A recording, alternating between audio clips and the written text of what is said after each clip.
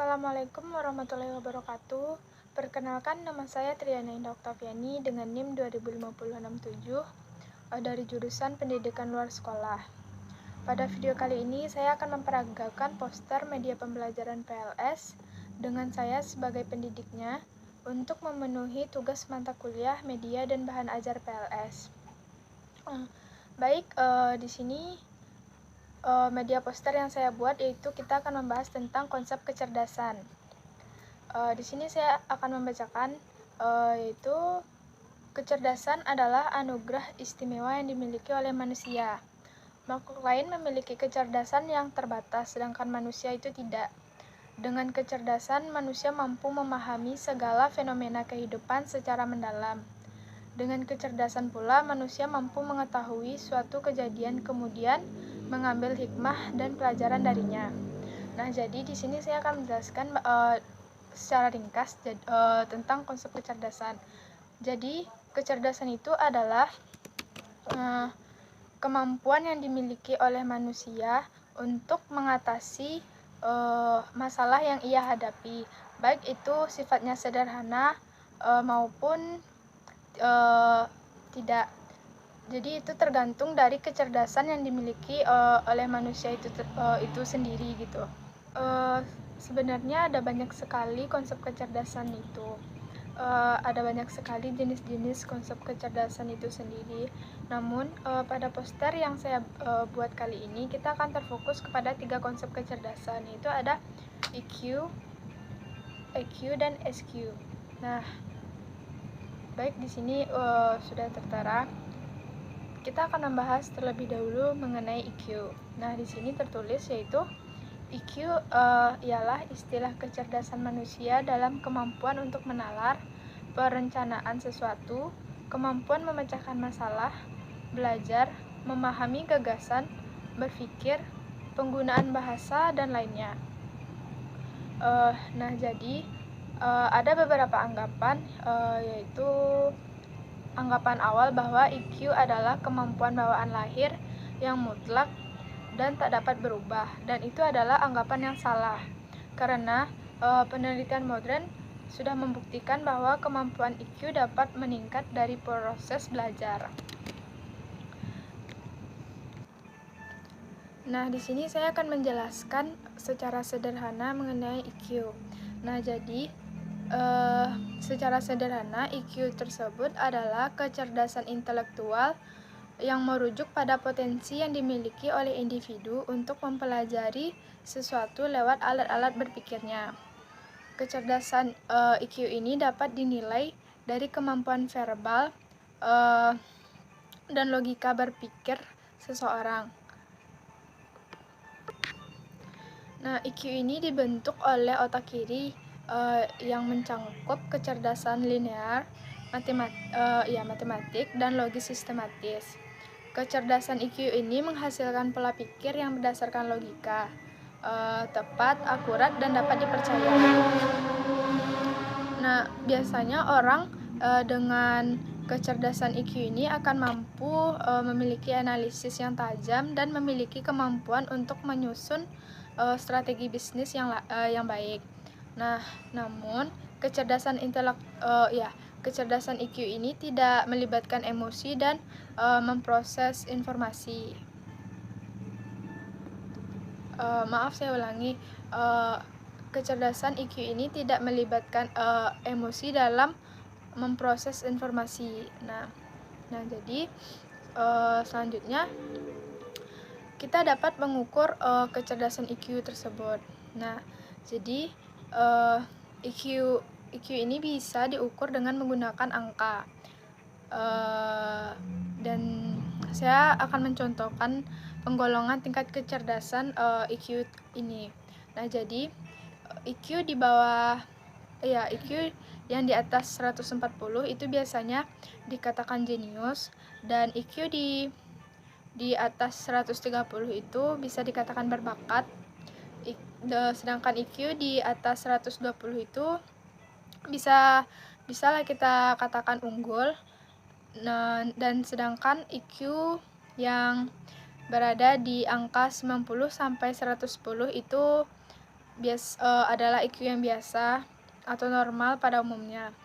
Nah, IQ dari 60 sampai 79 itu disebut dengan debil, dan IQ setara dengan 40 sampai 55 itu disebut dengan imbecile, dan IQ di kisaran angka 30 itu bisa dikatakan dengan bodoh. Nah, peran kecerdasan IQ ini cukup banyak, namun saya akan menjelaskan beberapa peran dari kecerdasan IQ ini. Nah, jadi peran kecerdasan IQ ini yaitu bisa menjadi media untuk penyimpanan pengetahuan baru dan alat untuk mendapatkan pengetahuan baru. Kemudian peran IQ ini adalah membantu memahami sesuatu secara lebih mendalam, membantu meningkatkan pengetahuan kita. Jadi di samping itu kita juga bisa meningkatkan kecerdasan IQ tersebut. Nah, kita dengan cara meningkatkan IQ ini bisa kita lakukan dengan melakukan aktivitas fisik yang baik dan benar, kemudian dengan menjaga waktu tidur yang cukup, dan yang paling penting itu jangan pernah berhenti untuk belajar. Kemudian di sini ada EQ. Nah, di sini terlihat bisa kita baca ya. Menurut Saloveri dan Mayer mendefinisikan kecerdasan emosional atau yang sering disebut EQs sebagai himpunan bagian dari kecerdasan sosial yang melibatkan kemampuan memantau perasaan sosial yang melibatkan kemampuan pada orang lain, memilah-milah semuanya dan menggunakan informasi ini untuk membimbing pikiran dan tindakan. Nah, di sini saya akan menjelaskan atau menyederhanakan arti dari IQ tersebut. Jadi, IQ tersebut dapat diartikan merupakan kemampuan seseorang untuk mengenali, mengendalikan, dan menata emosi serta perasaan, baik itu perasaan sendiri maupun perasaan orang lain.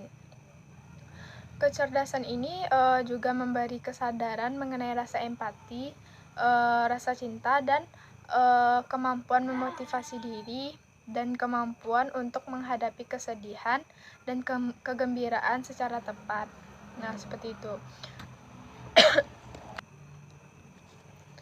Nah, IQ ini adalah kecerdasan yang berkembang seiring pertumbuhan psikis anak. Jadi, perkembangan IQ pada anak dapat dipengaruhi oleh berbagai faktor luar seperti lingkungan yang dapat mendukung kecerdasan emosional emosional si anak agar lebih terarah.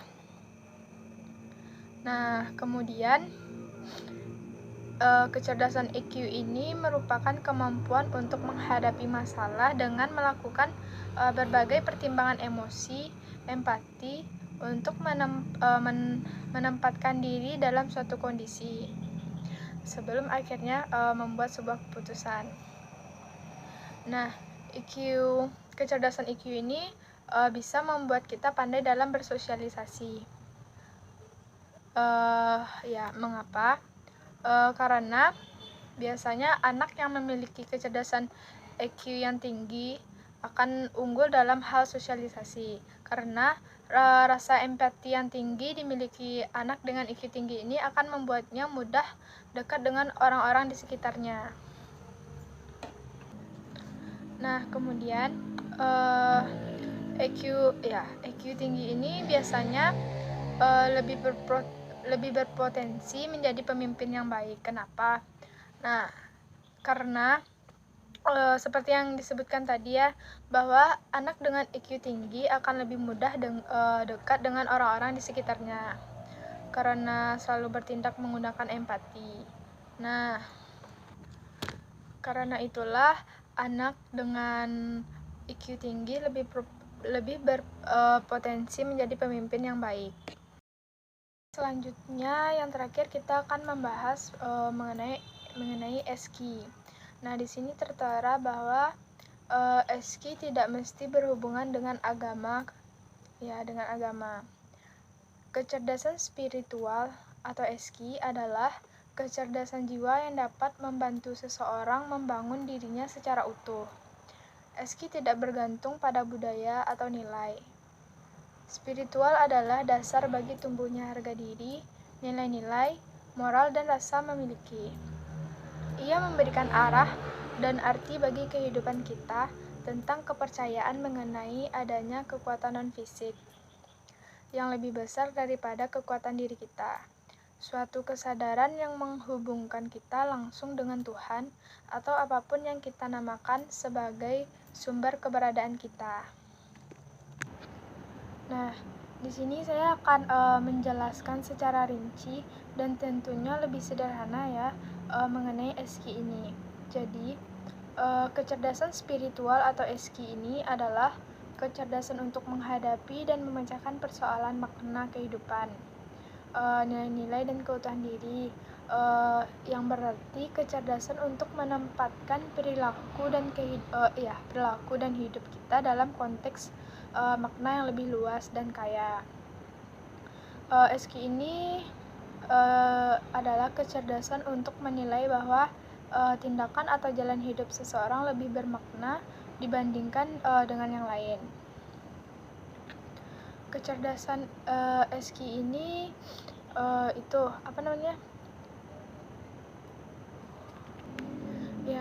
kecerdasan SQ ini dapat membuat seseorang menemukan makna hidup dari bekerja, belajar, dan bertanya, bahkan saat menghadapi masalah atau penderitaan. Kecerdasan spiritual ini juga dapat diartikan sebagai kecerdasan jiwa yang membantu menyembuhkan dan membangun diri manusia secara utuh. Nah, kecerdasan spiritual atau SQ inilah yang menjadi landasan untuk memfungsikan kecerdasan IQ dan EQ secara efektif. Bahkan ada ahli yang menyatakan bahwa SQ ini merupakan kecerdasan tertinggi karena kecerdasan SQ ini memungkinkan seseorang untuk mengenali nilai sifat-sifat pada orang lain serta dalam dirinya sendiri. Nah, ciri-ciri dari kecerdasan spiritual atau SQ ini adalah ada beberapa, yaitu biasanya orang dengan kecerdasan SQ ini memiliki ciri-ciri dengan kemampuan bersikap fleksibel, kemudian mencari jawaban yang mendasar dalam melihat berbagai persoalan secara holistik, serta memiliki kesadaran tinggi dan istiqomah dalam hidup yang diilhami oleh visi dan nilai.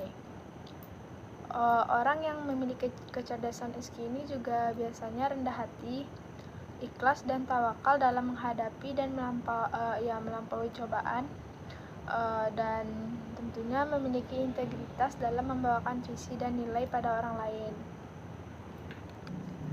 Nah, kecerdasan SQ ini juga memiliki beberapa aspek, yaitu yang pertama adalah sidik atau bisalah kita katakan dengan jujur. Jujur kepada diri sendiri, jujur kepada orang lain, dan jujur kepada Tuhannya. Yang kedua yaitu ada istiqomah, dan yang ketiga itu ada fatamah, atau bisalah dikatakan dengan penguasaan terhadap bidang tertentu, atau kita bisa mempercayai orang yang memiliki kecerdasan SQ ini. Dan kemudian itu ada aspek amanah. Aspek amanah ini kecerdasan SQ, orang yang memiliki sikap amanah ini biasanya lebih seperti dia akan menjaga amanah dari orang lain. Dan kemudian itu ada aspek tablik. Nah, selanjutnya juga kecerdasan spiritual atau SQ ini juga memiliki beberapa fungsi. Yang pertama itu misalkan seperti menjadikan kita untuk menjadi manusia yang apa adanya, dan itu bisa memberi potensi lagi untuk terus berkembang kepada kita. Yang kedua itu menjadi lebih kreatif. Kita bisa menghadirkannya ketika kita inginkan agar kita menjadi luas, berwawasan luas dan spontan dengan cara yang kreatif. Yang ketiga itu menghadapi masalah eksistensial, yaitu pada waktu kita secara pribadi terpuruk, terjebak oleh kebiasaan dan kekhawatiran dan masa lalu kita akibat kesedihan. Nah, karena dengan kecerdasan SKI ini kita akan sadar bahwa kita mempunyai masalah eksistensial dan membuat kita mengatasinya, atau paling tidak kita bisa berdamai dengan masalah tersebut. Dan yang keempat, fungsi dari kecerdasan SKI ini yaitu dapat digunakan pada masalah krisis yang sangat membuat kita seakan kehilangan keteraturan diri. Nah, dengan kecerdasan SKI ini, suara hati kita akan menuntun kita ke jalan yang lebih benar.